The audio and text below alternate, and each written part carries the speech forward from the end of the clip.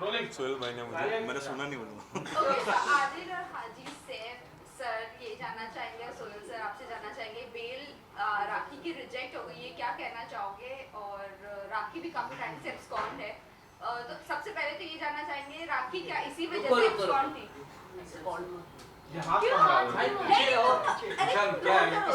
वो सही है, वो कोई डेरोगेटरी वो नहीं है, वर्ड अरे नहीं किशन है। क्या कर रहे हो यार? नहीं मतलब वो टेंशन मत ले। चलो स्टार्ट। ओके सर, सबसे पहले तो ये जानना चाहिए, राखी काफी टाइम से एब्सकॉन्ड है और फाइनली बेल रिजेक्ट हो गई है उनकी, क्या कहना चाहोगे आप तीनों? सबसे पहले तो मैं बहुत ज़्यादा खुश हूँ। Thanks to people, thanks to Falcon Legal, thanks Saif भाई, सब लोग की बहुत सारी मेहनत लगी है चीज़ करने में, जो ना होने बिल्कुल नहीं होने वाली थी। बहुत सारे संविधान में ऐसी ऐसी चीज़ें हैं जो एक झूठा केस बना के मुझे 3 घंटे में अरेस्ट करके 6 महीने की सज़ा जो करवाई थी, वो आज जाके 3 महीने लगे 67A का केस FIR रजिस्टर करवाने में अम्बोली पुलिस स्टेशन में। फाइनली उन लोगों ने इतने सारी क्वेरीज दी थी हम लोगों को कि इंस्टाग्राम के लिंक लाओ, चीज़ें ला के दो, हमने हर चीज़ का जवाब दिया उन लोगों को। फिर जाके FIR हुई। जैसे FIR हुई, राखी वाज अब्सकॉन्ड, दुबई जाके रहने लगी। अभी होगी उस चीज़ को लेके ऑलमोस्ट 2 मंथ्स। अब फाइनल उन्होंने सेशन कोर्ट में जाके अपील की। सेशन कोर्ट में हम लगातार फाइट करते रहे, डेट पे डेट जाती रही, हम लोग डटे रहे। तो आज वो दिन आया है when we are making an announcement, Rakhi की फाइनली बेल रिजेक्ट हो गई है बिकॉज जज का ये कहना है कि वो हैबिचुअल ऑफेंडर है। ऑलरेडी 67A का एक केस शर्लिन चोपड़ा का राखी के ऊपर दर्ज है, उसके बेल पे वो बाहर थी, उसके बावजूद उसने दोबारा ये सेम घिनौनी हरकत की है। सेम 67A न्यूडिटी को दिखाना, जो मैं बार बार कहता था लोगों को कह के कि मैं थक गया था कि वो मैं नहीं हूँ, मैंने वीडियोस नहीं शूट किए थे, ये राखी का पेशा है। आज मैं इस सबूत के साथ गर्व के साथ कह सकता हूँ ये मैंने नहीं किया था। Now she has to apply for a high court, ये होगा अभी प्रोसीजर। पर काशिफ खान ने अपनी दलील में ये भी मेंशन किया कि वो शूट किया गया था आपके ही मोबाइल से और आप ही की तरफ से। वही तो बोलने की वो कोशिश कर रहे थे जज को, लेकिन हमने पूरे हमारे प्रूफ दिए थे हमारे हाथ से उनको, उसी के बेसिस पे उन्होंने बेल रिजेक्ट की है। बेल एक दिन में रिजेक्ट नहीं की गई थी, उन्होंने भी कम से कम 4 डेट लिए, 4 डेट लिए।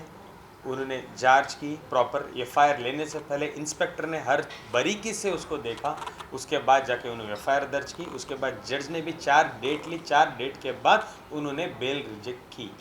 चल देर ही सही बट दुरुस्त फैसला आया। और आपकी फैमिली का क्या रिएक्शन था? आपकी मॉम काफ़ी अपसेट रहती थी और टेंस रहती थी ये मामले को लेकर। देखिए, राखी के ऊपर सेवरल केसेस हमने किए हैं, सेवरल केसेस। ये तो एक, मैं कहूँगा अगर पूरे केसेस की बात करूँ तो बहुत छोटे केस में हमें जीत मिली है, अभी बहुत कुछ आना बाकी है। मैं सिंसियरली चाहता हूँ, जैसे मेरे दिल में है, एक बार वो जेल देखे कि जेल क्या होती है, जेल में वक्त बिताना क्या होता है। आप कुछ भी ना करके जेल जाके जो आप फील करते हो उसको पता होना चाहिए। उसको इतना गिल्ट भी नहीं होगा, एक्चुअली उसने बहुत कुछ किया है। और जो मैंने सफ़र किया है, जो मेरी फैमिली ने सफ़र किया है, हाँ आज मेरी फैमिली थोड़ी रिलैक्स्ड है चीज़ों को लेके कि एटलीस्ट स्टेप बाय स्टेप चीज़ें हो रही है।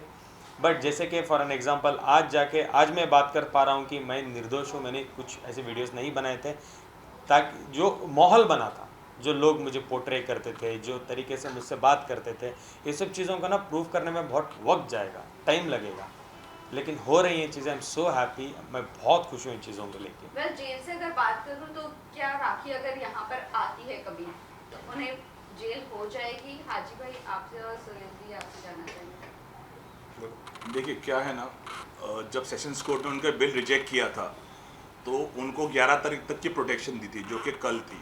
तो जो टेक्निकली और लीगली देखा जाए तो आज से उनको प्रोटेक्शन नहीं है।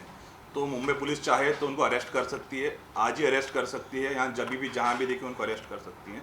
तो जो जैसा आपका कहना है कि वो अरेस्ट होंगी या नहीं होंगी, तो बेशक आज से उनका प्रोटेक्शन ख़त्म है। जब तक वो हाई कोर्ट मूव करते हैं, पिटीशन डालते हैं, फिर हाई कोर्ट उनको ऑर्डर देता है कि ठीक है अब इनको इंटरिम दीजिए या नहीं दीजिए, तब तक तो राखी फुल तरह से अरेस्ट हो सकती है। आज मैंने हमारे आईओ से बात की बहुत देर तक। आईओ का कहना ये था, जब मैंने उनको कहा सर वो आती है तो अरेस्ट कर लो, उन्होंने बिल्कुल अरेस्ट करेंगे और तुम टेंशन मत लो, जो प्रूफ्स आप लोगों ने दी है हाई कोर्ट में भी उसको बेल बिल्कुल नहीं मिलेगी, तुम रिलैक्स्ड रहो। मैंने कहा सर हाई कोर्ट में तो बेल मिल जाएगी, मिलेगी नहीं, क्योंकि तुमने इतना कुछ हमें दे दिया है, क्रेडेंशियल्स जो तुमने हम लोगों को सबमिट किया है। अभी वापस हम लोगों को हाई कोर्ट डिमांड करेगी तो हम लोग जाके देंगे, और भी 2-4 चीज़ें हैं, 2-3 लोगों का स्टेटमेंट होना बाकी था, वो भी हो जाएंगे ये हफ्ते में। तो सब कुछ लेके जाके जब वो देंगे तो उन्होंने कहा तुम टेंशन मत लो, तुम बेफिक्र रहो, और दूसरे जो आप केसेस आपने लगाए हैं उनके विटनेसेस लाओ, और वो भी एफआईआर्स पूरे के पूरे मेक श्योर करो कि हो जाए। ओके, आप दोनों से ये भी जानना चाहेंगे सैफ सर और सोहेल सर आपसे, अभी फिलहाल के लिए एब्सकॉन है वो। I am so sorry, I am interrupting. सबसे पहले मैं एक और बात भी कहना चाहूँगा, राखी से मेरी शादी इनवैलिड है, मेरी शादी नहीं है वो, क्योंकि वो ऑलरेडी शादीशुदा थी। एक संविधान में एक लड़की एक ही बार शादी कर सकती है, वो ऑलरेडी शादीशुदा है प्रॉपर तरीके से रितेश से, और उसके अलावा भी कितने से साथ मुझे नहीं जानना है, मैं सिर्फ रितेश की बात करूँगा। तो मेरी शादी उसके साथ इनवैलिड है, तो मैं राखी का एक्स हस्बैंड बिल्कुल नहीं। हाँ, आप कुछ पूछ रहे थे? फिर अभी ये जानना चाहेंगे कि अब कोर्ट ये ऑर्डर दे सकता है कि राखी को यहाँ पर आना ज़रूरी है या नहीं है, बिकॉज अभी जो प्रोटेक्शन भी कैंसिल हो गया है, बेल भी कैंसिल हो चुकी है, तो क्या अभी ऑर्डर ये मिल सकता है कोर्ट से? देखिए क्या है ना, अभी एज पर कॉन्स्टिट्यूशन जो उनकी राइट है वो हाई कोर्ट मूव करेंगे। अब हाई कोर्ट में जब वो जाएंगे और वो जो अप्लाई करेंगे, जैसे जो उनके सबमिशंस रहेंगे उसके ऊपर हम ज़रूर ये डिमांड करेंगे कि वो 2 महीने से एब्सकॉन्डिंग है, जैसे वो है नहीं यहाँ पे। तो देखिए एंटीसिपेटेड बेल का मतलब क्या होता है, वो जो मांग रहे हैं कोर्ट से एंटीसिपेटेड बेल, कि मुझे आप जेल में मत डालिए, मुझे जो भी आपको मुझसे सबूत चाहिए पुलिस को आके कोऑपरेट करूंगी और मैं सबूत दूंगी। बट वो आ ही नहीं रहे ना। हमारा सबसे बड़ा जो ग्राउंड था रिजेक्शन का वो यही था कि उनको बोलिए आइए और इन्वेस्टिगेशन ज्वाइन करिए। जब वो इन्वेस्टिगेशन ही ज्वाइन नहीं कर रहे हैं तो किस बुनियाद पे वो बेल मांगेंगे? तो जब हम कोर्ट को ज़रूर ये बोलने वाले हैं कि उनको आप बोलिए सामने आए, पुलिस के सामने आए और अपना जो भी है सब उनके सबूत है जो कह रही हैं। क्योंकि देखिए अगर आप देखेंगे ना उनके एप्लीकेशन में भी कहीं पे वो ये नहीं बोल रही हैं कि शूट नहीं हुआ है, ये नहीं किया। वो क्या बोल रहे हैं, इन्होंने शूट किया है और मैंने जो भी है किया है। लेकिन एक चीज़ समझिए, जो सेक्शन 67A होता है उसका मतलब शूट ही रिसीव नहीं होता है। अगर शूट किसी ने भी किया हो, जो इसमें जिसने भी उन्होंने किया है, शूट किसने भी किया हो, क्या भी किया हो, ट्रांसमिट नहीं कर सकते हो आप। ठीक है, आप वो वीडियोस वायरल या ट्रांसमिट नहीं करते हो, तो क्योंकि जिसने ट्रांसमिट किया या वायरल किया उसके ऊपर 67A लगता है। और यही हमारा आर्गुमेंट था पूरे कोर्ट में, और कोर्ट ने इसी को एक्सेप्ट किया है जो ऑर्डर में भी आया है कि उसने ट्रांसमिट किया है, transmitting of an obscene material जो उन्होंने किया है। इसलिए कोर्ट ने उनका एक और जो ग्राउंड में बेल रिजेक्ट किया है कि उन्होंने वो ट्रांसमिट ही किया है। वो कहाँ भी उन्होंने ये नहीं बोला कि मैंने ट्रांसमिट नहीं किया, वो बोले इन्होंने शूट किया तो इनको भी आरोपी बनो। अरे ये लॉ है ही नहीं, आप समझे। लॉ ये है कि आप ट्रांसमिट नहीं कर सकते, आपके प्राइवेट वीडियोस है, आप प्राइवेट रखो ना। Why you have to submit it to all the people. Funny बात तो ये थी, कुछ ही महीने पहले सेम कोर्ट में केस हुआ, 67A, सेम वकील, सेम एडवोकेट, सेम फॉर्म ने 67A किया है, सेम वकील, सेम जज। वो जज काशिफ उनकी वकील की सुनने को तैयार नहीं है। सर मैंने नहीं किया तो बोल रहे वो पुराना वाला सुनने को तैयार नहीं है। वो बेचारा तो बोले जा रहा है, वो सुनने को तैयार नहीं है। कि आप सिर्फ आप इमेजिन करके देखो, एक केस ऑलरेडी है 2-4 महीने पहले, दोबारा same case, same section, same चीज़ें। तो सोहेल भाई को तो ज़्यादा आर्ग्यूमेंट करने ज़रूरत ही नहीं पड़ी, बहुत शॉर्ट एंड स्वीट आर्ग्यूमेंट था उनका। तो एक बहुत लंबा आर्ग्यूमेंट था कि कन्विंस करने पे लगे थे ये वो। सोहेल भाई ने बहुत शॉर्ट एंड स्वीट आर्ग्यूमेंट किया and he was very convinced from him.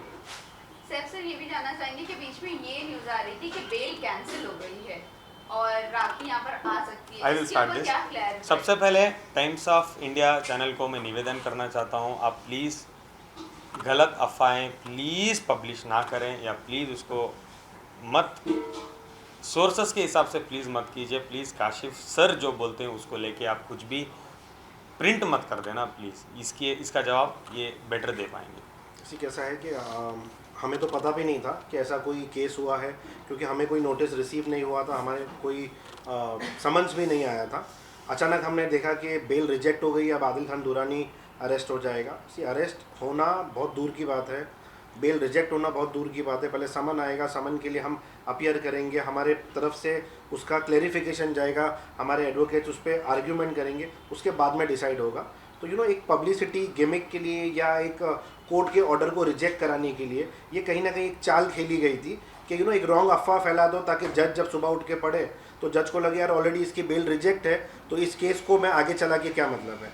मतलब जज साहब बहुत इंटेलिजेंट है, उन्होंने भी पता किया होगा कि ऐसा कोई केस अभी तक चालू ही नहीं हुआ है। हाँ, उन्होंने अप्लाई किया तो अप्लाई करने का अधिकार सबका है। अगर आपने डाल दिया कि बेल रिजेक्ट हो जाए, किस चीज़ पे रिजेक्ट हो जाए, ऐसा कौन सा क्राइम किया आदिल ने जिसके ऊपर उसकी बेल रिजेक्ट हो जाए। तो बिल्कुल भी नहीं, ये एक रॉन्ग इन्फॉर्मेशन है। उल्टा तो मुझे कोई- गालियाँ लिखती है, उल्टा मुझे बोलती है, मुझे सुनाती है चीज़ें। ऐसी कोई बेल रिजेक्ट नहीं हुई है, हमारे पास कोई समन कोर्ट की तरफ से नहीं आया है। जब भी आएगा हम उसका पूरी तरह से जवाब देंगे और इसको काफ़ी साल निकल जाएंगे, क्योंकि आदिल दुरानी ने ऐसा कोई भी क्राइम नहीं किया है जिसकी वजह से उनकी बेल रिजेक्ट की जाए।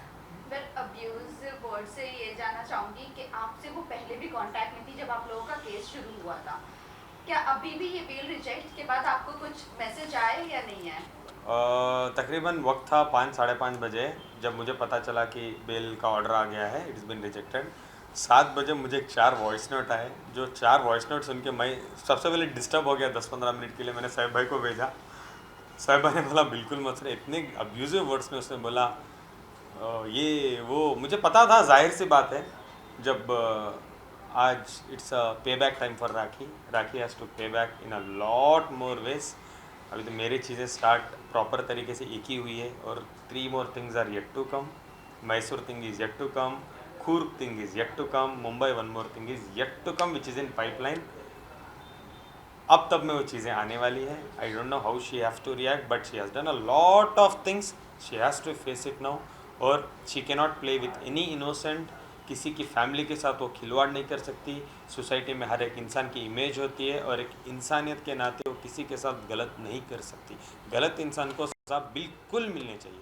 You can not use the संविधान आपके तरीके से। औरत हो तो आपको कोई संविधान को आपके तरीके से खिलवाड़ आप नहीं कर सकते संविधान में। हमने स्टार्टिंग से यही बोला है कि हमको मीडिया ट्रायल कभी नहीं चाहिए, हमें लीगल ट्रायल चाहिए। लीगली अगर आदिल रॉन्ग है तो आदिल को सज़ा मिलना चाहिए। लीगली जो भी रॉन्ग है, इसलिए हमने जब 67A का भी हुआ, हमने 3 महीने तक मैं और सोहेल भाई 3 महीने तक कंटिन्यूस फॉलोअप करे, पुलिस को सारे सबूत दिए, सारे जो